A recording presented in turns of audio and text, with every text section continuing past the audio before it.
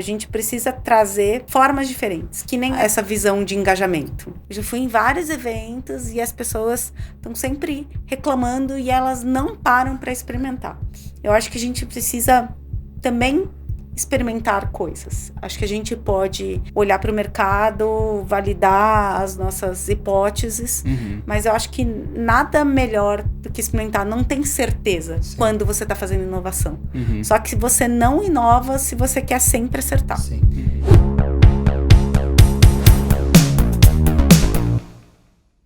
Seja muito bem-vindo ao Revolcast, o podcast da revolução da aprendizagem. Meu nome é Richard Uchoa, eu sou fundador e CEO da Revo. E estou aqui com o meu co-apresentador e sócio, Nilson Figueiredo. E aí, Richard, e pessoal que está ouvindo a gente, sempre falo, né? Bom dia, boa tarde, boa noite. E muito animado, hein, Richard, com o episódio de hoje, hein? O episódio de hoje, eu acho que vai ser para o pessoal que gosta de dados. Pessoal que gosta, né, do Bits and Bytes, só que numa linguagem de T&D. De T&D. E a gente tem falado muito de dados, né? Então, o que você traz aí, Richard? Conta aí. Nilson, no mundo repleto de tantos dados, imagina que você recebe o seguinte desafio do seu diretor da área de inteligência de mercado, a área de dados. O desafio é: como que eu faço para transformar o mindset do meu colaborador? Como que eu faço para trazer mais dados no processo de tomada de decisões? As pessoas precisam sair do achismo para serem mais data-driven, ou seja, orientado a dados. Somado a isso, a própria empresa passa por uma transformação, que é parar de ser uma empresa apenas de telecom para ser uma empresa mais digital. Isso, hein? Vamos lá. O desafio é grande ou pequeno? Pelo toda essa cama falou de dados e uma transformação digital como essa. E para contar esse desafio, estamos aqui com a Graziela Castro, especialista de desenvolvimento organizacional da Claro. Grazi, muito obrigado. Seja bem-vinda ao Revolcast. É isso aí, seja muito Oi, bem-vinda, Grazi. Obrigada, Nilson. Obrigada, Richard. Que bom, é um prazer vir aqui conversar com vocês, trocar essa ideia, né? E falar desse case, né? Que ficou um tempo na minha vida. Assim, porque um pequeno desafio, né, Grazi? Um pequeno desafio. A gente em T&D, às vezes a gente pega uns karmas, né? Não são só cases, né? E a gente fica muito tempo e fica literalmente envolvido nisso até o último fio de cabelo, né? Então, vamos conversar. Acho que foi um desafio bem legal que a gente teve na Claro, né? E aí vamos conversar. Então vamos mergulhar direto no desafio. Queria que você trouxesse um pouco o contexto. Para quem está aqui nos vendo, nos ouvindo, o que estava por trás antes de virar um projeto? Assim, qual era a dor, o público-alvo, o desafio que tinha e por que ele surgiu?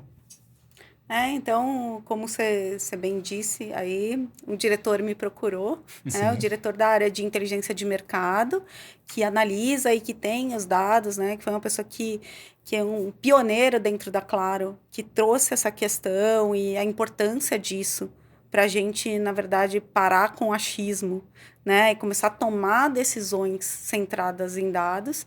E aí a gente, nessa transformação, né, tendo produtos digitais, além do telecom, a gente precisava também ter pessoas preparadas, né? E aí a gente ainda tem um assunto muito novo, é uma gama de assunto que ainda está se desenvolvendo e sempre tendo coisas novas. Então, a gente precisava preparar essas pessoas, principalmente para elas, estando dentro das squads de desenvolvimento, elas terem esse mindset e falar, opa, eu acho que aqui cabe uma busca de dados, a gente tentar olhar nas nossas bases como é que a gente consegue trabalhar os dados de melhor forma para as decisões, né, dentro desses projetos serem mais assertivas. Mas assim, ainda estou num mundo um pouco mais abstrato. Não é um pouco óbvio que precisa ter dados? Assim, porque eu imagino que o desafio não é somente, você precisa ter dados. Não, mas talvez seja assim, que tipo de dados ou que dados a empresa já tem. Como que é assim linkar um desafio que é ser mais tão abstrato, você precisa de mais dados, para uma coisa um pouco mais concreto e real. Aonde ter esses dados, que dados... A gente começa trabalhando ali no treinamento, então basicamente era um treinamento para usuários de dados, né? Então Então, não alguém- era um cientista Tá. e nem um engenheiro de dados, que é o alguém cara da que... área de inteligência e mercado ou tem várias áreas? Não, várias áreas. Era das áreas mesmo que estão à frente dos negócios, Tá. que estão desenvolvendo os produtos dentro da Claro, mas Aham. das áreas digitais. Então, assim, essa pessoa a gente precisava desenvolver esse olhar de dados. Então, o curso, ele começa trabalhando no mindset, mas também como é que você trabalha os dados, como é que você limpa as bases, como é que você... legal. Como é que você acha que te traz ali daquela desestruturação, desinformação e dali traz algo que tem Geralmente valor, né? os dados eles vêm desestruturados. E E aí espalhados, você né? tem que, ou espalhados, ou eles vêm sem uma visão estruturada para você Sim. tentar Muito cru coletar ainda, o que né? precisa. Você tem que Então, trabalhar aquele dado. eles chamam de sanitizar o dado e depois ele transformar ele em estruturado. Tá. Né? Então a gente foi fazendo todo o caminho. Então são 10 módulos Sim. esse curso, tá? Que foi desenvolvido por uma consultoria que já trabalhava dentro da Claro nas equipes de dados. Então ela já tinha essa expertise, já entendia do nosso negócio. Eu acho que é muito importante também, às vezes nesse caso, trazer uma consultoria que já conhece um pouco do nosso trabalho ali. E aí eles fizeram 10 módulos que vão desde o mindset até a preocupação do LGPD, por exemplo, quando a gente está falando de dados, o que a gente tem que olhar, até estatística, a estruturação dos dados, o storytelling disso e o data visualization. No final, como é que você mostra isso para as pessoas? Então, era basicamente isso, 2 meses e meio de trilha, né? Cada turma, 2 vezes por semana, síncrono, 2 Presencial manhãs e online? por semana. Ou só Não, online? só online. Legal. Duas manhãs. Só online, 2 manhãs, pessoas de vários lugares do país, Legal. né? Então, tinham de vários times separados. E aí, acho que uma característica que é muito legal desse curso e que a gente conecta muito com os nossos desafios é que as pessoas já eram, na segunda semana, já eram divididas em grupos e elas desenvolviam um projeto de dados no final. Que legal. E, Grazi, uma curiosidade. Aqui você já deu assim, o esqueleto, né, do que foi o projeto, mas eu queria saber como é que isso virou, de fato, um projeto, né? Porque a gente falou, o diretor chegou, falou assim, ó, precisa de transformação digital, quero todo mundo orientado a dados, né? Em que momento isso virou ali uma dor que você falou, não, agora a gente vai até um pouco antes, né? Como você chegou nesse desenho, né? Como que isso materializou num projeto? Então, a gente trouxe a consultoria para trabalhar em conjunto, definir os temas que a gente precisava em conjunto com esse diretor, né? E aí a gente fez toda a construção do material e esse diretor validou tudo. Então, que legal, hein? Patrocinou mesmo. Isso é sponsor, patrocinou, né? Isso é sponsor. Ele patrocinou, então assim, o envolvimento dele foi essencial no projeto. A pessoa que entende e sabe o que ele estava pedindo. Você sabe que acabou de causar uma inveja enorme em todo mundo que está ouvindo aqui. Quando que o diretor faz isso? Quando que o diretor... Nesse projeto só foi ele. Valida linha a linha, tudo que fala, não, isso e... Pô, que fantástico, hein? Grazi, qual o nome? Agradece? Vamos agradecer ele aqui. Quem Luciano Detriche. Luciano, toda a minha muito obrigado, Luciano. Isso é uma raridade, né? Uma raridade. Quero um diretor assim, Quero um diretor assim. Tem vaga aqui para diretor assim. Não, muito legal. Então, agora vamos para o momento da virada. A gente entendeu um pouco o contexto, dor do público, como que se virou o projeto. Agora vamos explorar um pouco a solução. Como que foi desenhado? Você falou que trouxe uma consultoria, desenhou temas, e aí? Explica um pouco. Trouxe uma consultoria, desenhamos um tema.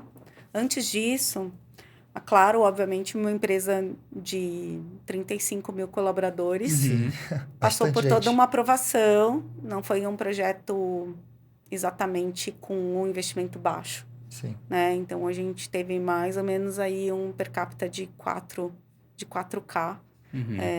por participante. Por treinando, né? Porque a gente desenvolveu isso tudo do zero, né? Mas com certeza a gente teve retorno, e aí eu vou falar um pouquinho mais para frente desse retorno desse investimento. Mas a gente teve uma primeira aprovação, a gente foi vender esse projeto para nada mais, nada menos do que José Félix, o presidente da Claro. Sim. Então, assim, chegou nesse nível. E ele é orientado a dados para tomar essa decisão? Tem que ser, né? Para estar nesse cargo, ele sabe a importância assim, disso. qualquer coisa que você chega para ele quer ver dados. Claro. Assim, não adianta muito blá, blá, blá. Ele é engenheiro, né? Não, então engenheiro gaúcho, aquele perfil, né, que quer saber de dados. Então, a venda foi muito em cima desse ponto do dados. Então imagino que é uma convergência, né? A empresa falando de transformação digital, a importância disso. Falando de uma orientação a dados, já existe uma preferência, né, pela alta liderança para esse caminho. Apesar do per capita que você falou, imagino que, não estou dizendo que foi fácil, mas teve uma convergência ali de interesses para conseguir essa aprovação, né? Então, assim, esse não são todos os treinamentos que a gente tem que chegar no nível do Félix. Mas esse tinha uma importância muito grande. A gente teve um investimento grande e impactou também bastante as áreas. Né? Então, assim, pelo impacto, a gente precisava chegar no nível dele. Então, assim, teve a aprovação dele. A gente começou a fazer esse desenho. Quando a gente foi para ele, já tinha o desenho dos temas, né? Além dessas aulas síncronas, a gente tinha uma espécie de optativa no meio do caminho, onde a gente trazia cases do mercado de data-driven para ampliar a mente das pessoas. Não ficar só no e eram optativas, assim, era fora daquele horário, a gente trazia lá 1 hora e fazia uma gravação também para quem não pudesse ver. Então, era uma coisa, um ampliar, né? A gente teve essa coisa dele ter que desenvolver o projeto no final e depois apresentar para uma banca, que traz uma seriedade legal, e faz uma... a gente anonimizou várias bases na Claro de exemplo para o estudo, e isso foi legal, bem diferente, porque aí eles trouxeram estudos de caso em cima de dados reais, e aí eles venderam para a banca o que eles faziam. Então, eles elencaram vários projetos de dados e aí apresentaram para a banca. Foi bem interessante. Eu ia perguntar justamente sobre isso, né?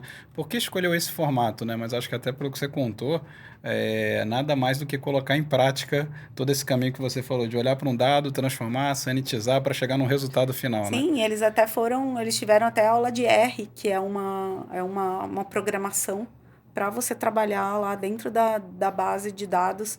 Então, assim, chegaram num nível muito, muito maior de conhecimento que eles tinham. E foi difícil convencer o público-alvo a fazer o curso? Então, a gente fez uma coisa bem diferente que acho que em termos de engajamento também foi muito diferenciada. A gente fez em 2 etapas. Então, enquanto a gente estava ali validando esses materiais e tudo mais, a gente estava trazendo esse público-alvo. A gente fez uma primeira live de engajamento com os principais líderes dessas pessoas, tá? E legal, aí a gente vendeu o projeto para esses caras. E aí a gente abriu um formulário para eles indicarem as pessoas que eles queriam. Tendo esse balde, e aí era muito mais gente do que a gente tinha capacidade de vaga, de capacidade.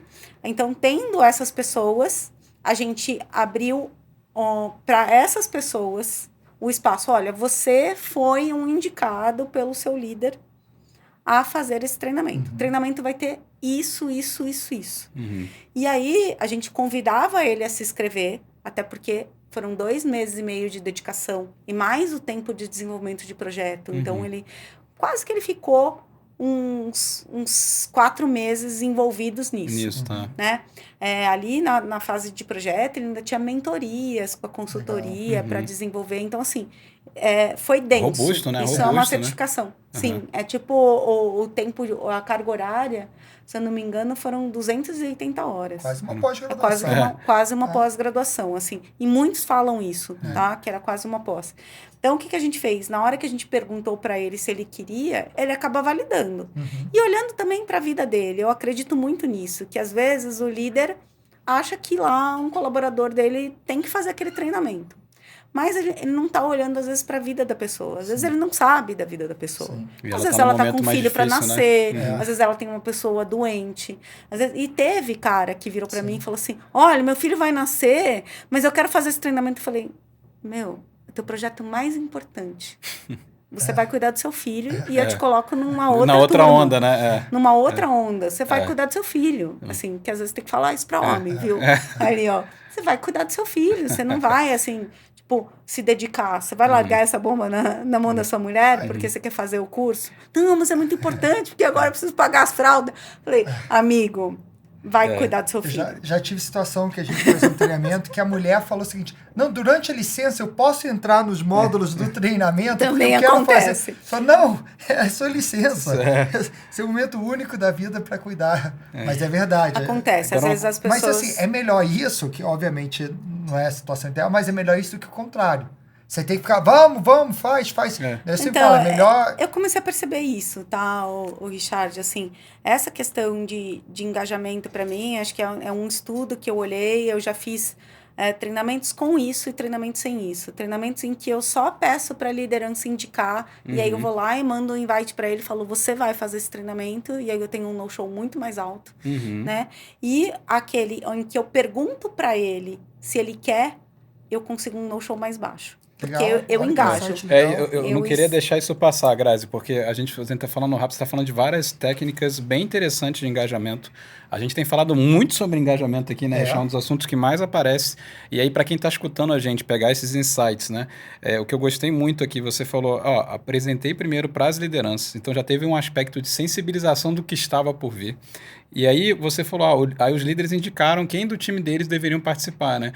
E essa preocupação sua, fantástica, de ir nele e falar assim, seu líder te indicou, né? Tem certeza que você quer, você tá pronto? Olha aqui, amigão, 280 horas aqui de comprometimento. E o papo com eles era esse, assim, o seu líder te indicou. Só que agora eu quero saber se o momento se você se indica. Se você se indica. Porque tem que ter, tá aqui, isso aí, tá você tem que ser protagonista do seu futuro. Seja o protagonista do seu futuro. Não adianta, é o tal do lifelong learning, assim. Então, ele também tem que querer. E eu falo que quando a pessoa quer, ela vai para qualquer lugar. Agora, eu ensinar um cara e ele não quer aprender... adianta, ele vai ficar fazendo outra coisa na paralela. Com a atitude incorreta, né? Assim, num treinamento síncrono, ele vai ficar respondendo e-mail, ele não vai... E esse era um treinamento que, se você distraísse e respondesse e-mail, você perdia o fio da meada. E você tem um projeto para fazer, né? Você vai se perder depois, né? E aí, ele fazia a inscrição dele, e aí tem outro pulo do gato. Assim, a gente fazia várias perguntas, tá? Para ele, para entender o nível de conhecimento dele. Era tipo o começo do teste AB, tá? Então, a gente perguntava várias coisas e isso acabou ajudando. A gente teve, não preciso dizer que a gente teve mais inscrição do que vaga, né? A gente teve que fazer essa seletiva. E aí, a seletiva também a gente usou dados. Então, a gente começou Olha que interessante. Escolhendo... É o famoso, que o americano fala, walk the talk, né? Siga o que você... siga o que você pratica, né? Cássio Ferreiro... Cássio Ferreiro, mas espeta de ferro. E aí a gente usou também dados para escolher as pessoas. Então, a gente olhou para as respostas deles, né? E aí, às vezes, ainda tinha desempate numa última pergunta aberta, né? Que a gente perguntava o que ele queria fazer com aquilo, se ele tinha uma visão de futuro de dados, se ele entendia qual que era... O que esse mindset de dados para ele poderia fazer ele beneficiar, e aí o que ele pensava, né, de fazer com isso, né, mais para frente, né, para a gente também entender se não era simplesmente um curso que ele ia engavetar. Não, perfeito, perfeito. Acho que tem aqui uma coisa que eu gostei muito, eu não sei nem se foi intencional, tá, Grazi, mas uma coisa que eu percebi na estratégia de vocês é quase que assim... você tem um líder indicando, aí depois você precisa responder um formulário e dependendo das suas respostas, eu te dou uma vaga ou não. Então é quase que assim, vocês criaram uma escassez real, uma escassez real do treinamento. Então assim, é quase que assim, não, amigão, você não é qualquer, me convença você por que você tem que fazer o treinamento. Inverte o jogo. Não é o RH que tem que te convencer. Então para você que está escutando, ó, então assim, olha essa sacada aqui, né? Inverter o jogo não é assim, não é 100%, né, vagas liberadas, vem. Não, é que assim, escreve aqui, eu quero saber se você tem fit, né? E tá no momento pro treinamento. Eu acho que só de fazer isso já aumenta o engajamento. Já aumenta o engajamento, né? E isso é real, tá? Assim, bom, a gente sabe aí no mundo digital como é que trabalham com a escassez. Só tá sempre faltando só 2 vagas para preencher de qualquer coisa que a gente tudo olha só tem 2 vagas, né? Só tem 2 vagas, né? Mas ali era real, assim, e aí depois a gente foi transparente também e respondeu, olha, a gente teve muito mais inscrição do que vaga. Inclusive, indo um pouco lá para frente, teve muita gente que mudou das suas áreas e foi trabalhar lá na área de inteligência de mercado, porque gostou muito, porque se apaixonou. Então, a gente também trouxe pessoas que falaram, é isso que eu quero seguir, isso é futuro, então a gente também despertou. Fantástico. E tá tudo bem, tá? Na Clara, assim, não tem essa dor, assim. Sim. Que bom que a gente conseguiu despertar e que ele ficou com a gente, né? Vamos evoluir aqui para o momento que eu chamo de momento bastidores. Falar o que ninguém fala, tá? Essa é boa. Qual foi a maior dificuldade? O que você viu assim que você não esperava e você teve essa dificuldade para... Alguma barreira assim que foi, você fala, nossa, aqui foi difícil vencer no meio desse projeto aí? Eu falei para vocês que a gente teve muitas barreiras nas questões da empresa ser grande, e aí tem uma certa dificuldade nessa coisa da liberação de dados, assim. Então, por exemplo, para a gente conseguir liberar uma base anonimizada para as pessoas poderem trabalhar lá, eu acho que foi a minha maior dor. E quando eu penso em começar isso de novo, assim, ter os dados. Porque eram fluxos de 10, 12 pessoas para aprovar, assim. E aí eu tinha que meio que vestir uma skin de pessoa que faz a propaganda do curso e que vende para uma pessoa que não vai fazer o curso. Sim. A importância de eu ter aquilo, né, de ter aquelas bases para aquelas pessoas entregarem um projeto. Então, as pessoas falaram assim, da segurança. Muito simples, tira o projeto. Só que o projeto, ele é o fechamento de tudo. Ele é o conceito. Sim. Ele ele colocar na prática tudo aquilo. Faz parte da estratégia da empresa, né? De ter pessoas mais orientadas a dados para suportar esse momento de transformação da organização. E ele botar a mão na massa. E ele ir lá e apresentar... O que a gente chama em banca? Diretor parrudo. Sim. Entendeu? A gente chama VP para banca. Legal. Nossa, e aí o cara... ele já sente a pressão, né? Chega lá que... Opa, VP. É VP. E aí ele se expõe, só que assim, pode ser que... E teve projetos ali apresentados, onde o cara deu um insight ali, e aí o cara lá falou, poxa, eu não tinha pensado nisso. Que bom, porque vieram projetos de várias coisas, até de RH. A gente botou, acho que foram 3 ou 4 pessoas que a gente embarcou de RH, que eram pessoas que estavam indo para essa onda do People Analytics, que agora a gente já está bem mais consolidado, mas que estavam começando nessa história e também deu um impulso.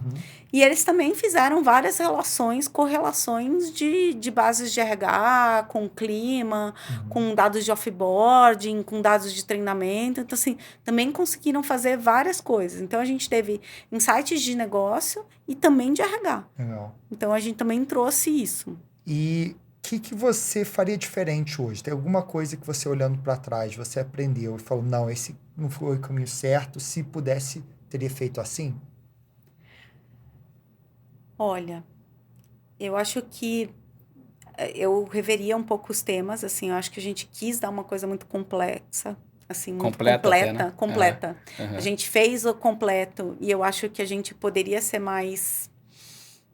espremer, deixar um pouquinho mais enxuto. Você foi pro modo hard de cara, de né? entregar, a gente foi do hard. Eu acho, de verdade, assim... Experimentar um pouco mais, porque eu acho que no final das contas, as pessoas ficaram muito tempo ali embarcadas nisso. E aí, às vezes, o tempo... Acaba que eles entram em projetos, entram em sprints, Sim. às vezes estão mais lá envolvidos e menos. Então, eles não dedicar conseguem tanto. meio que pensar no futuro. Assim, hoje eu tô de boa. Eu consigo participar do treinamento. Mas quando ele se alonga muito, eu acho que é complexo. E a gente também não consegue virar e falar assim, eu vou fazer um intensivão. Sim. Vou pegar o cara 3 semanas, dar todo esse treinamento. Também, eu acho que para aprendizagem também não é uma coisa tão legal assim, né? Sim. E deixa eu até inverter a ordem aqui, né? O Chá falou o que você faria diferente. Deixa eu perguntar, teve alguma dica de ouro no sentido assim positivo, assim, ó, o fato de eu ter feito dessa forma, né, pegar um insight aí, eu fiz assim algo que você tenha feito, você falar, isso aqui realmente fez a diferença e ajudou muito no resultado final. Eu acho que assim, o projeto final, né?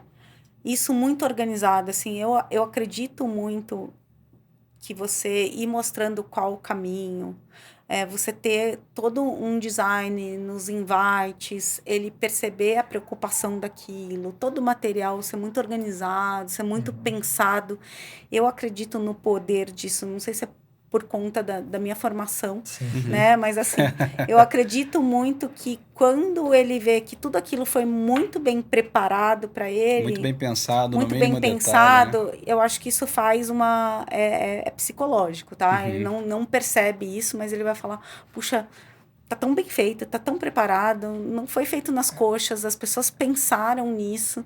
Eu acho que esse é um ponto. É igual quando você chega no hotel, assim, à noite e deixaram um chocolate no seu travesseiro. Esse... Né? É Não o EX, precisava, né? mas Assim, pô, que legal. é um pouco de EX. Uhum. Essa coisa de ter um projeto final, eu acho que acaba engajando, ele colocar isso na prática é melhor do que ficar na teoria. E tem um ponto que a gente tenta colocar nos nossos projetos e que eu acho que foi muito importante, que eu não falei aqui ainda, que é de criar conexão entre os participantes, tá? Legal. Assim, os tais dos grupos de WhatsApp, eu sou meio contra a gente colocar isso no WhatsApp, mas ele funciona melhor do que um grupo no Teams ou de qualquer coisa. E aí eu também via isso funcionar. Assim, no momento que eles trocavam artigos, Colaborando entre si, legal. né? que eles colaboravam, que eles traziam, por exemplo, uma vaga interna. Olha, abriu uma vaga aqui, quem tiver interesse. Então, assim, vagas internas dentro da Claro, artigos, Virou um discussões. grupo ali, né? Eu conseguia usar isso para comunicar, Que às legal. vezes, alguma coisa, relembrar de datas, de bancas. E eu fui contra, falei, puta, grupo no WhatsApp, gente, tal. E aí eu tô aqui pagando minha língua, né? Em rede nacional. Tô pagando minha língua, assim, de que... Mas é importante, assim, esse lado também. Da conexão, não só conteúdo. Entre os usuários. Entre E esses participantes, grupos né? ficaram lá, assim, eu não Terminou o apaguei treinamento, nada. ficou, né? Terminou, e aí eles ainda Que trocam, legal. às vezes jogam lá, piada, tá arquivado no meu telefone, às vezes eu dou uma olhada lá, também não dá, né? Se cada treinamento que eu participar. Mas eu acho que esse é um ponto que é muito importante e às vezes as pessoas esquecem disso. Legal. Perfeito, muito bom. Deixa eu dar mais um passo aqui no nosso bate-papo. Vamos para o momento CFO. Um momento para falar Din-din. de dados, Falar de dados. resultado. E quando a gente fala dados, a gente tem uma tendência natural, né? Aí para o financeiro, que obviamente a gente sempre explora, né? Mas muitas vezes não tem só como medir ele, e nem sempre é a única resposta. Mas mesmo assim o CFO vai querer ver o resultado de engajamento, de movimentação de qualquer indicador, né? Então, momento de resultado e E indicador. eu falei algumas coisas, né? Eu falei que a própria seleção, ela foi data-drivada, né? Gostei, aí, já foi até o verbo, né? Data drivada. Data drivada. Vou levar, vou usar também, tá na minha caixa de ferramentas Pode aqui. usar. Data drivada. Pode usar. E aí, a gente tinha dado de tudo. Então, a gente tinha dado de cada engajamento. Então, assim, era aplicada uma pesquisa de pulso em todos os dias. Que legal. Tá? E aí, a gente ia medindo. De turma para turma, a gente já entendia que aula que não tinha sido tão legal e a gente fazia melhorias. Nossa, um ciclo PDCA ali para outra turma turma, outra. E aí comparava já se a pesquisa de pulso já tinha sido melhor. Caramba. Né? Então, assim, por exemplo, sei lá, teve uma lá que caiu o engajamento, tava 9.2, 9, aí de repente tinha uma lá que ia para 8. Tava fora da 8 média, não era ruim, mas assim, você olhava lá. Caía então, da média, né? ele já, para outra turma, Ou então, eles nessa turma, eles perguntavam se ficou alguma dúvida, faziam ali um remember, perguntavam de tirar dúvida quando eles já enxergavam que tinha um problema. E para outra turma, eles tinham meta de crescer isso. Então, era comparado módulo por módulo nas turmas para ir melhorando. Então, tinha sempre a nota. Frequência era bastante controlada, mas eles também faziam uma questão de... Eles faziam umas avaliações rápidas, às vezes uns Kahoots ali, né? E aí, a gente criou também uma parte de aluno destaque. Então, era o cara que participava, o cara que trocava mais ideia. E aí, em todos os pontos. Assim, lá no WhatsApp, a gente também olhava o cara que dava mais ideia. E aí, ele teve um selinho depois ali na certificação dele de aluno destaque. Mas a gente media desde a frequência dessas notas. E no final, que é o mais legal, lembra que lá no começo a gente fez na seleção um teste de conhecimento? Então, na primeira aula, a gente fez um teste de conhecimento. E aí, na última aula, a gente fez outro teste, que é o AB, exatamente, e a gente conseguiu entender o nível de conhecimento em cada tema, o quanto que cresceu. Uau. E aí, a gente tem isso em gráfico, né? Então, porque a gente também tinha, às vezes, turmas homogêneas. Ali nas turmas, a gente também selecionou... A primeira turma, a gente fez uma turma mais piloto, com um grupo... de um COI Digital que a gente tem. A segunda e a terceira, a gente separou ali com aqueles dados que a gente tinha, a gente separou e a gente fez uma mais avançada, em que as pessoas já tinham um certo conhecimento, e uma um pouco mais básica para as pessoas que tinham menos conhecimento, para a gente até elevar um nível ali e a gente não ter... Então, a gente também usou aqueles dados iniciais para a gente separar as turmas, né? As turmas. E a quarta e a quinta foram um pouco diferentes ali, foi mais básico mesmo. Muito bom, muito bom. Assim, para quem está escutando, né, Richard, assim, a gente fala assim, a dificuldade que TID tem de procurar indicadores aqui, eu nem consegui, fui anotando aqui, eu acho que você falou 1, 2, 3, 4, 5 oportunidades aí diferentes de poder mensurar o impacto aí da ação, né? E você falou muito de conseguir mensurar o que eles fizeram, se eles aprenderam, tal. Agora vamos um pouco para o negócio. Você conseguiu ver algum indicador, algum ponteiro mexendo? A gente fez ali, depois de 3 meses, uma conversa com os gestores. Depois de 6 meses, a gente fez uma outra conversa tentando entender mesmo impacto de negócio. Então, assim, qual o percentual de pessoas estavam usando isso, estavam aplicando, foram para projetos em que estavam usando isso. Necessidade, então, a gente fez também um retrato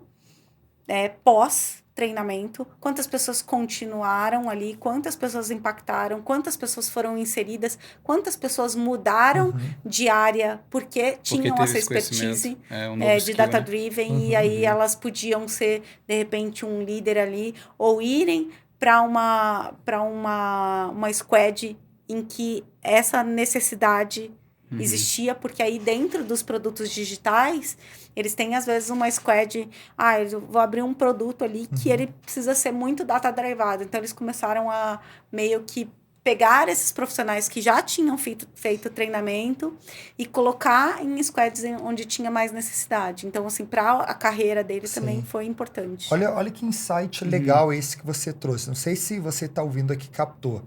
Ela precisava medir o impacto no negócio. E às vezes você não tem como fazer isso. Muito legal você conseguir ver quem mudou de área, tal. Mas uma coisa que eu achei até talvez mais impactante eu fui conversar com o gestor 3 meses depois do treinamento. Fui conversar com o gestor dele 6 meses depois do treinamento para entender se aquilo de fato teve impacto. E às vezes essas conversas vão te dar muitos insights quando você fala com o gestor. Então, muitas vezes a gente acha que é algo mais complexo, né? Que é mais complexo, acha que o treinamento acaba no último dia e você fala, não, beleza, aí eu não tenho como medir impacto, eu não sei. Tem sim. Espera 3 meses, espera... Vai na liderança, né? E o mais legal é como você fez o assessment antes. Então, se você tem um projeto maior, faz o assessment antes, ou se você não tem como fazer uma avaliação da pessoa que está sendo treinado, conversa com o gestor E ver qual a conversa expectativa, né? com a expectativa e conversa com ele no final e vê essa diferença que você trouxe. Olha, que baita bacana. insight. A gente fala, às vezes você não tem o ROI, né? Não tem um financeiro, porque o ROI mas você consegue, às vezes, com treinamento de vendas. Exato, Porque aí vai lá, assim, né? Você dá E o ficam treinamento batendo pro nessa cara tecla, e né? vê se o cara vendeu mais. E se vendeu mais, fácil. o marketing quer levar o crédito, né? Ainda tem isso. Ainda tem essa. E quando o problema, quando ele não tá vendendo, sempre É o treinamento. treinamento. Isso Nunca com é do certeza, marketing. né? E a gente, por isso que a gente fala muito do ROI, né? ROI é, se for Rio de Janeiro, ROI aqui em São Paulo, né? O retorno da expectativa, né? Que é você conversar com o gestor antes, entender o dor e depois você ver se realmente aquela expectativa foi atendida, E né? a gente tinha muita gente envolvida nisso, assim, desde o gestor, mas assim, além do Luciano Detrich, a gente tinha um outro patrocinador, que é o nosso diretor de inovação, né? Que é o do Kloss, outro, que é assim... ele queria tudo ele isso. validou tudo? Assim, o do Kloss foi o cara que, na verdade, ele falava, os fulanos estão indo? E aí, é o cobrador. Ele era o cobrador. Também. E aí Esse ele é do ia nas coração. reuniões com a galera e falava assim, olha, fulano, ciclano tem que ir. Então, assim, eu tava esperando, a gente tá investindo nele, ele tem um desafio. Então, ele era... tipo, uma espécie de embaixador ali do negócio. Então, também é um cara que ajudou nisso. Não estou fazendo propaganda aí, mas acho que eu tive vários clientes internos que me ajudaram nesse... Acho que fica o agradecimento. Né? E outro insight, para quem tem dificuldade com validação, manda esse podcast pro seu diretor. Não, brincadeiras à parte. Vamos agora evoluir para o momento revolução. Que é o seguinte, olhar um pouco mais para frente, tendências, o que você está enxergando de tendências para a área de T&D? Bom, eu acho que às vezes a gente fica muito preso no passado, né? Então, assim, eu enxergo que as pessoas de T&D estão muito no passado. Eu tenho uma característica, que é minha, que eu gosto muito de trabalhar com essas equipes, com esses times de inovação, e eu também aprendo com isso. Tem muita gente que me pergunta, você estuda T&D? Vocês mesmos me perguntaram, você ouve podcast de quê? Eu ouço podcast dos assuntos dos meus clientes internos. Que assim. Legal. Porque, na isso verdade... quer conhecer o cliente interno bem, escutar o podcast. Não, para eu conseguir conversar com ele, entender o que ele está me pedindo, eu preciso entender da matéria dele. Eu não estou dizendo que a gente não precisa evoluir no que a gente faz. Claro. Só que você faz treinamento de compliance. Não, brincadeira, pessoal de compliance. Não criar rixa. Também, né? Mas assim, na verdade, eu acho que a gente precisa trazer formas diferentes, que nem essa visão de engajamento. Né? Eu já fui em vários eventos e as pessoas estão sempre reclamando e elas não param para experimentar. Então, assim, naquela linha do experimentar, errar, experimentar pequeno, que é muito de um conceito de agilidade, aí que é uma coisa que veio nos últimos anos muito forte para mim, né? E aí já eu comento sobre isso. Eu acho que a gente precisa também experimentar coisas. Acho que a gente pode fazer bench, olhar para o mercado, validar as nossas hipóteses, mas eu acho que nada melhor do que experimentar. Não tem certeza quando você está fazendo inovação.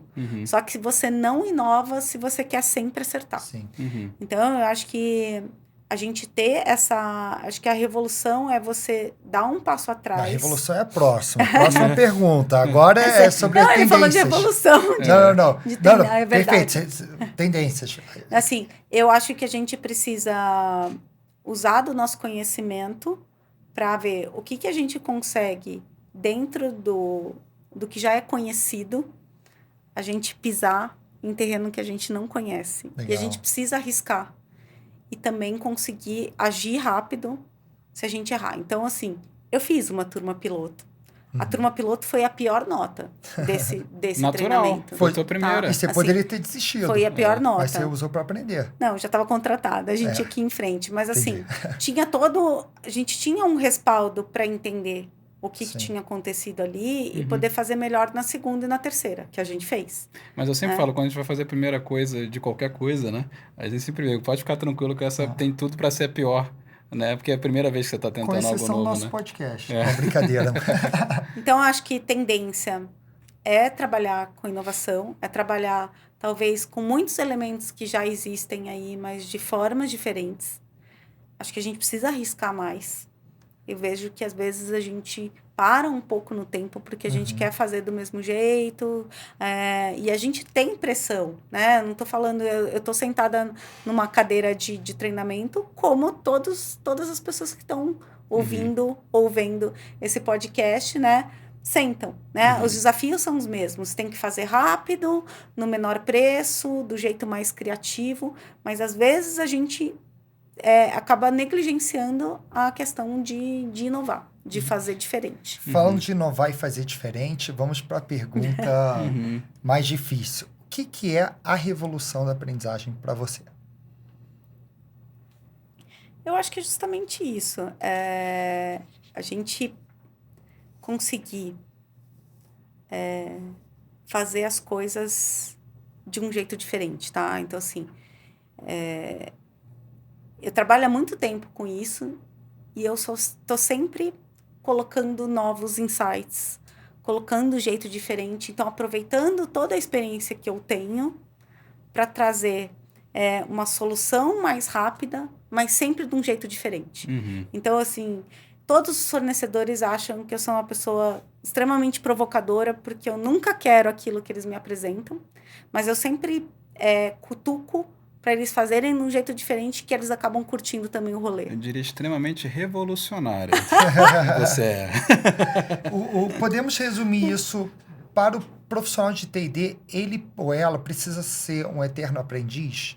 Porque para você ser diferente, você tem que estar aberto a inovar, a aprender, a se desenvolver também. Você está ouvindo todos os podcasts do cliente interno dela, é mais eterno aprendiz. Por isso que eu tô... Tem que ser aprender, mas eu acho que também tem que aplicar isso, tem que processar isso na cabeça e ver como é que você Que legal. pode trazer de uma forma diferente. Assim, o que eu vejo é que às vezes a pessoa vem com um negócio super inovador e aí eu brinco, eu falo das pílulas de treinamento, né? Assim, eu ganhei um prêmio no HSBC em 2009 de mini learnings, que era isso, pílulas de aprendizagem. E aí, quantas vezes, assim, de 2009 até agora, a gente ouve isso como uma coisa revolucionária. Sim. E aí eu falo assim, não, gente... 2009 já está fazendo isso. Não, 2009 eu recebi prêmio, assim. Ela fala, já fiz isso há 2 décadas atrás. Já era reconhecida. Já era reconhecida por isso, você quer falar disso comigo? E acho que é isso, não, assim, até pode falar. E ali tinha um contexto, o cara da agência, precisava treinar em 15 minutos, precisava aprender uma coisa com começo, meio e fim, fazer uma avaliação em 15 minutos. Então, assim, dentro daquele contexto ali, você fatia as ideias, e aí, assim, vamos fazer um negócio com 15 minutos, né? Então, eu acho que é isso. Você falou de treinamento de compliance, é o meu desafio desse ano. Eu preciso fazer um treinamento de compliance ou um treinamento de vários temas relacionados à ética, né? Que a gente chama de conectados com certo, sem ser chato. E eu vesti essa skin de que eu vou fazer um negócio legal.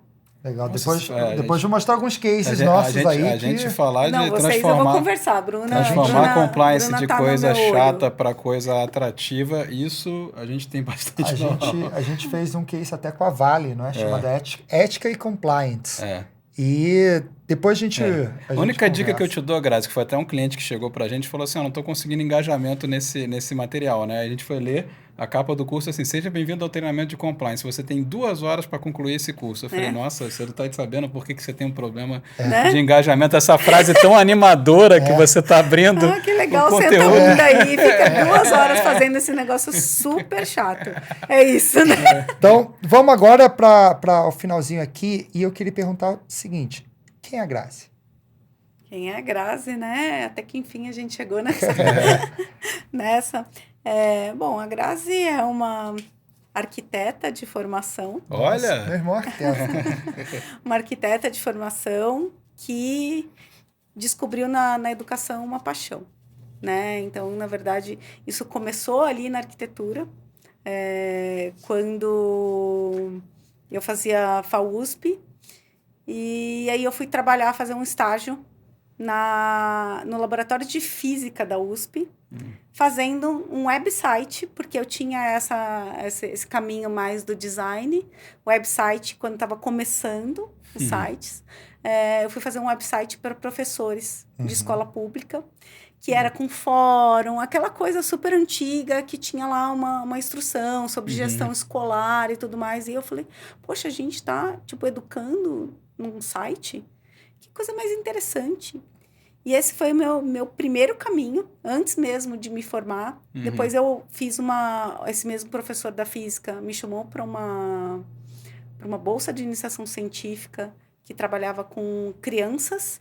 E aí ele ensinava matemática e física, era no multimídia, né? Um CD multimídia que a gente colocava ali, né? E aí ele tinha todo um eu sei contexto. O que é isso, Grazi. Eu não consigo te acompanhar, Grazi. Eu não peguei isso, não. Eu sou já Spotify pra frente.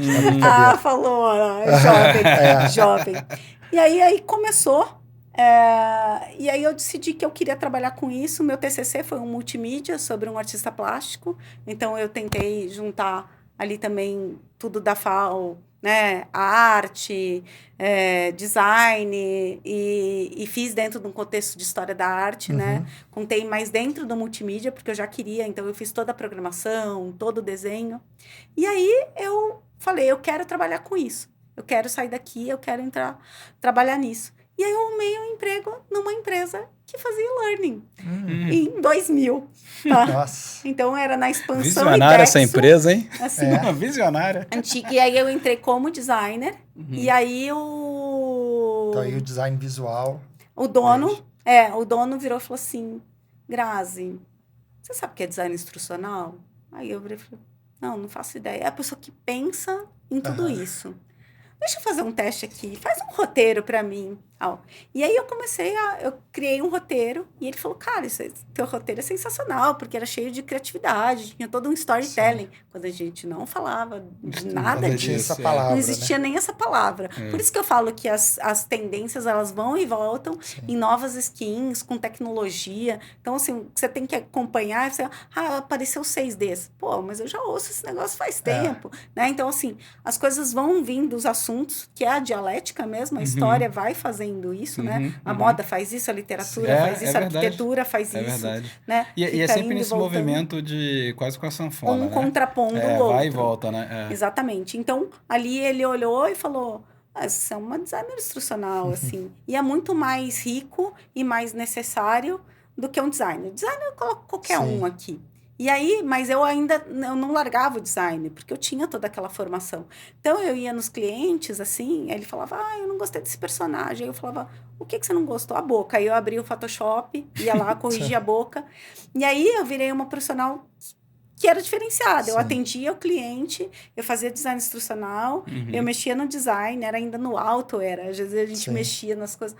antigo. Director, Flash, essas coisas. Eu não tô reconhecendo essas palavras. Tá reconhecendo. Só tem jovens aqui, só trabalhando com jovens.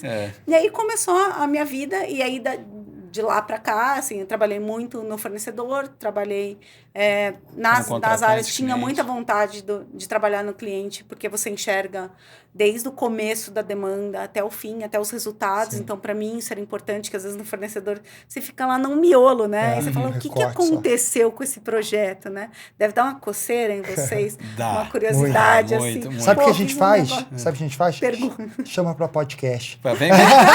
Chama podcast. Vem contar o que aconteceu no projeto aí que a gente fez junto, que eu só acompanhei nesse recorte. Me conta mais, né? Conta e daí, como é que assim, foi.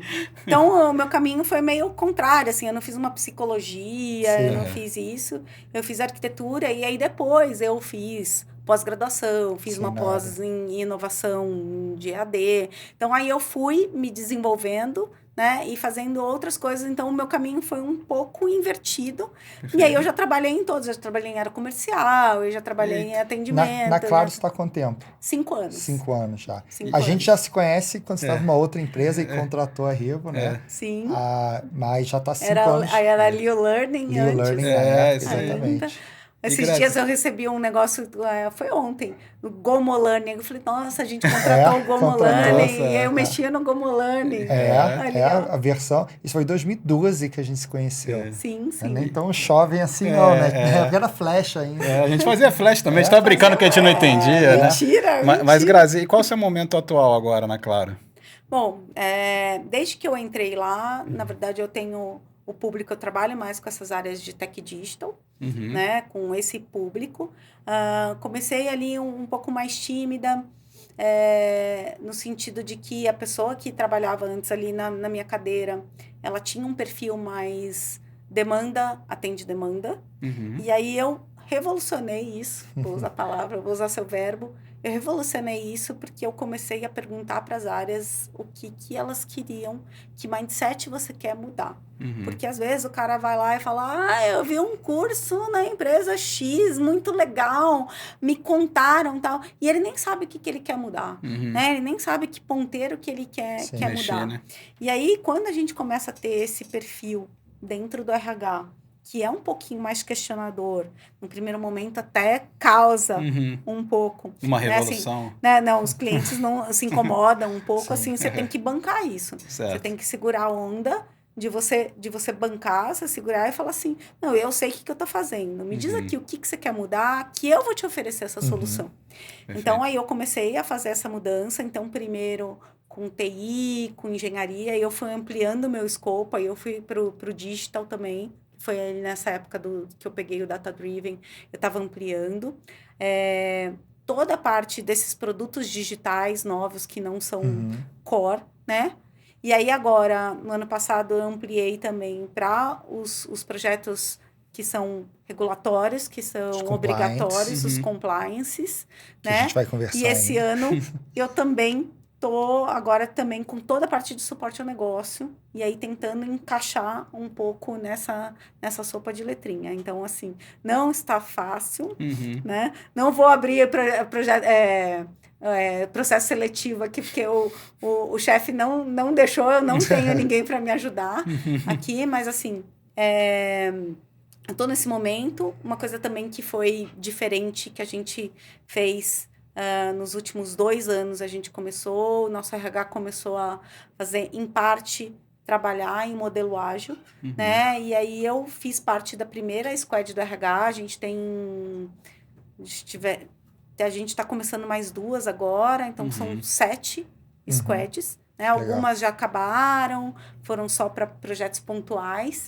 E aí eu comecei a trabalhar de uma forma mais multidisciplinar, trocando com outras pessoas do RH em modelo ágil, e aí a gente conseguiu quebrar várias barreiras.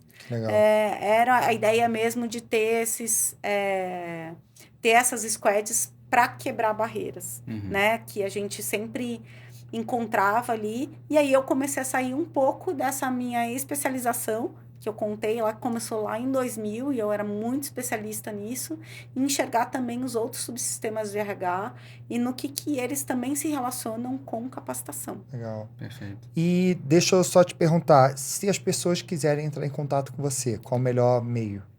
LinkedIn, Instagram? Acho que o LinkedIn, qual o seu arroba lá? Que é legal, Graziela Marques de Castro. Legal. É o meu nome inteiro ali, se procurar, me acha, né?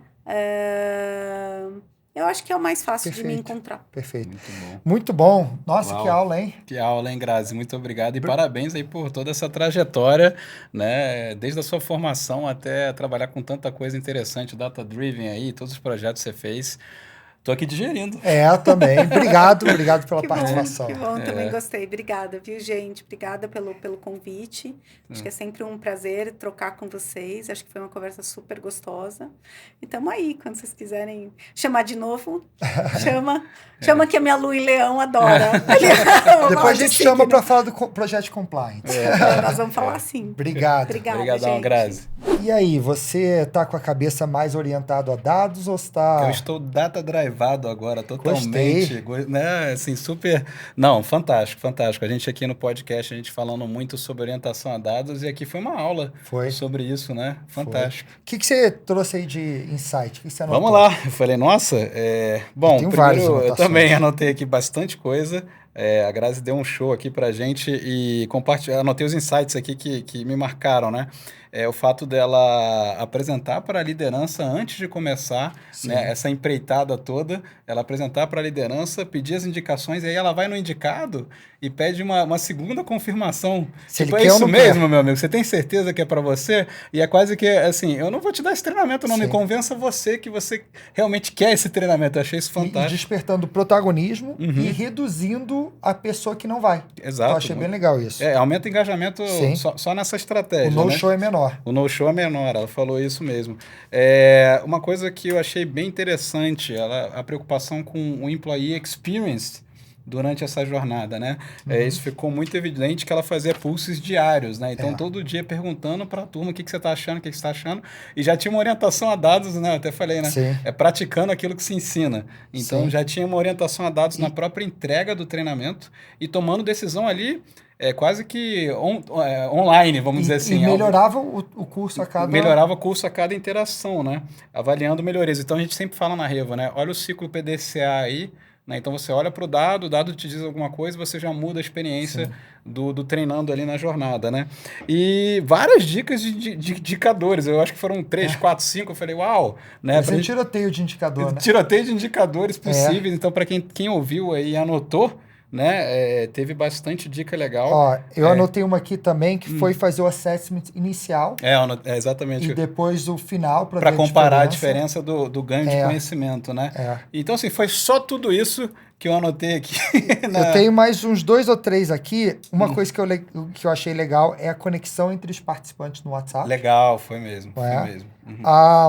Também teve a conversa com o gestor para ver o impacto do negócio. Ou seja, 3 meses, 6 meses depois, para entender de fato isso teve impacto. Coisa que é um pós-venda do treinamento, né? Então, assim, eu entreguei o treinamento, tá bom, mas vamos lá no gestor, 3, 6 meses depois, vamos ver o que mudou. Isso, e a gente vê, às vezes a gente complica essa história de avaliar o impacto. E aqui não, basicamente ter uma conversa e ver qual o impacto que foi tido, né? E outra coisa que eu gostei foi banca final com VP. Trazer Essa o VP aí deve ter dado uma balançada no pessoal lá, né? E, por último, eu gostei que ela falou que mostrar que está tudo tão bem organizado, bem pensado, né? As pessoas veem um carinho que a área teve para fazer aquilo. Eu achei isso também relevante. Isso eu também achei bem legal, porque na prática é uma coisa, eu diria até subliminar. Nas entrelinhas você está dizendo, seja com design, seja com a experiência, você está dizendo, a gente se importou aqui. Sim, com essa entrega. Você é importante. Portanto, o engajamento aumenta também por essa vertente aí, né? Muito legal. Muita coisa. Uau, muito bom. E, Nilson, onde que as pessoas podem te encontrar? Vamos lá, Nilson Figueiredo no LinkedIn ou no Instagram, @nil_figueiredo. Ou, claro que eu convido você, já deve estar seguindo a Revo, Somos Revo, nosso arroba. O meu arroba é @RichardoShoa. Podem me encontrar no LinkedIn, Instagram e outras redes. E no nosso próximo episódio, vamos para o mundo de ética e compliance. Mas como que você faz para que esse curso não seja chato? Como que você faz para que as pessoas queiram concluir um tema aí tão denso? E como que você faz para mudar o foco de entregar conteúdo para mudança de comportamento? No próximo episódio, estaremos com a Suzane Kovac, que é analista master de T&D da Vale, contando um mega case de ética e compliance que foi distribuído para 65 mil pessoas em 7 países, 3 continentes e 8 idiomas. E, Nilson, um mega case de sucesso que todo mundo quis maratonar. Não perca o próximo episódio.